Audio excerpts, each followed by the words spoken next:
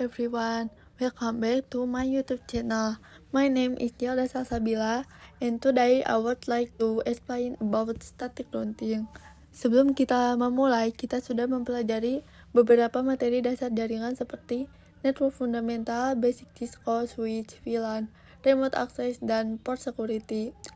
These topics are very important karena mereka dapat membantu kita untuk mengetahui bagaimana komputer jaringan bekerja. Now, it's time to learn the next topic, which is static routing.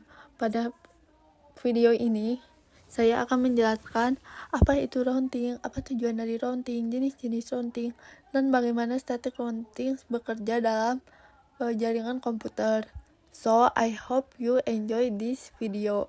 Kita masuk ke materi pertama, yaitu Cisco routing.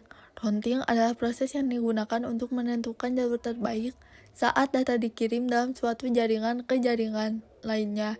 Jadi setiap kali kita mengirim data, misalnya membuka website atau mengirim file, data tersebut tidak langsung sampai ke tujuan, tetapi harus melewati beberapa jalur terlebih dahulu. Nah, disinilah router berperan. Router akan membaca alamat IP tujuan, lalu memilih the best path agar data bisa sampai dengan cepat dan efisien. Next, let's talk about the purpose of routing. Routing memiliki beberapa tujuan penting. Yang pertama, memastikan paket data dikirim ke alamat tujuan yang benar. Yang kedua, memilih jalur terbaik supaya proses pengiriman data menjadi lebih cepat dan mengurangi kemungkinan terjadinya keterlambatan. Selain itu, routing juga berfungsi untuk menghubungkan jaringan yang berbeda, sehingga semua perangkat tetap bisa saling berkomunikasi. In simple words, routing makes network communication faster, easier, and more efficient. Next, let's discuss the types of routing. Ada 3 jenis routing yang umum digunakan. Yang pertama adalah static routing. Routing ini dikonfigurasi secara manual oleh administrator, sehingga semua jalur harus dimasukkan satu persatu. Biasanya digunakan pada jaringan yang sederhana atau kecil. Yang kedua ada dynamic routing. Berbeda dengan static routing, router akan mencari jalur terbaik secara otomatis menggunakan routing protokol, sehingga lebih cocok untuk jaringan yang besar. Yang terakhir adalah default routing. Jenis routing ini menggunakan satu jalur utama ketika router tidak menemukan tujuan pada routing table.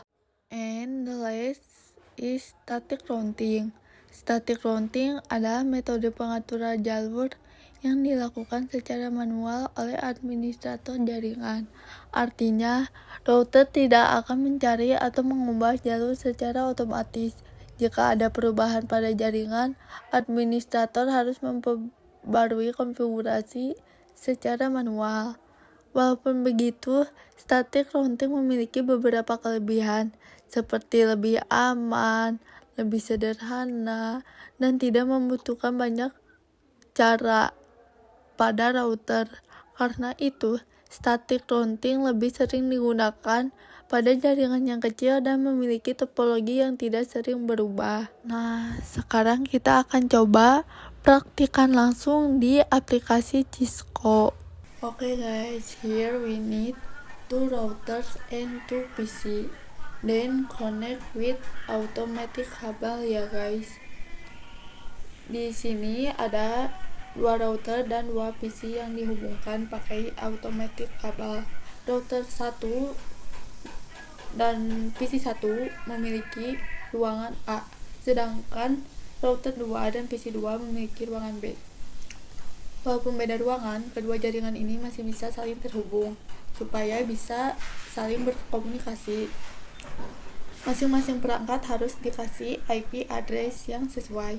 Nah, kedua router ini dihubungkan lewat jaringan 10.10.10 0 sampai 30 sebagai connection path atau jalur penghubung. Jadi data dari jaringan 172.16.10.0 sampai 24 bisa dikirim ke jaringan 162.18.10.0 1-2-4 dengan lancar. Jadi keduanya bisa saling terhubung. Nah, kita sekarang masuk ke router 1. Kita ketik no. Lalu kita ketik enable. Terus kita ketik config T. Terus kita ketik interface range gigabyte 0 size 0 sampai 1. Lalu kita ketik no shutdown. Terus kita ketik interface gigabyte 0 size 0. Lalu kita masukin IP address 172.16.10.1. Terus kita masukin juga subnet masknya 55.255.255.0. Next kita ketik interface gigabyte 0 size 1.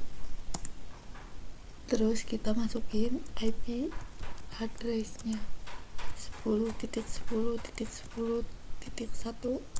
Terus kita masukin juga subnet masknya 255.255.252. Nah, kalau udah kita ke router 2, kita ketik no, kita ketik enable, kita ketik config T. Terus kita ketik interface gigabyte 0 size 0. Terus kita ketik no shutdown. IP at 10.10.10.2. Terus kita masukin subnet masknya 255.255.252. Terus kita ketik interface gigabyte 0 size 1. Terus kita ketik no shutdown. Terus kita masukin IP addressnya, kita masukin 162.11.10.1. Terus kita masukin subnet masknya 252. Kita cek do show IP route. Ini udah ada kodenya lokal, lalu C, terus static. Nah, sebenarnya untuk konfigurasi IP ini sudah selesai. Tinggal kita konfigurasi untuk mereka saling terhubung dengan menggunakan jalur yang tadi. Nah, kita masuk ke router, kita exit, terus kita cek dulu kayak yang tadi, so IP route. Nah, ini udah sama kayak yang tadi. Langsung aja kita masukin IP jalurnya biar mereka bisa saling terhubung. Kita masukin IP yang ada di ruangan B. IP salah lagi, kurang lengkap. Route 162.18.10.0 terus 255.255.0 terus 10.10.10.2. Nah, lalu kita cek do show route. Nah, di sini udah ada untuk menghubungkan ke IP jalur. Kita menggunakan via 10.10.10.2. Kita masuk ke router ini. Kita masukin IP route 172.16.10.0 terus 255.255.255.0 terus 10.10.10.1. Nah, terus kita cek do show IP route. Nah, di sini juga sudah ada untuk terhubung ke IP ini kita menggunakan via 10.10.10.1. Kalau udah, kita masukin IP di PC-nya.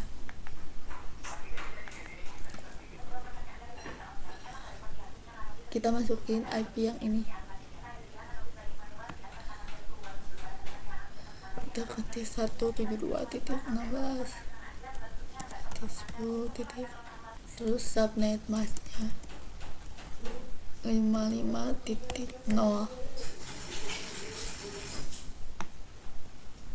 Default gateway-nya juga diisi. Nah, gini.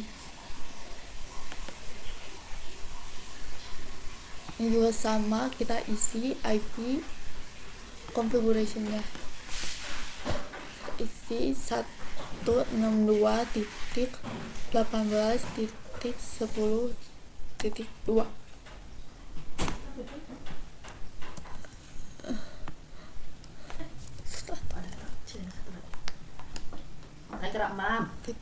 0. Kita isi 1. Nah, kita langsung kirim pesan dari PC 1 ke PC 2. Kalau udah kayak gini tinggal tekan 2 kali. Nah, sukses. Nah, sekarang kita coba cek pakai ini. Masih. Kan kita cek pakai command prompt. Nah, kita ping ke ruangan B. Ping 162.18.10.2. Nah, udah direply ya, berarti sudah terkirim. Sekarang kita coba ngeping di ruangan B ke ruangan A. Ping 172.16.10.2. Nah, ini juga sama, udah bisa saling terhubung. Oke guys, selesai deh. Thank you for your attention. See you in the next video.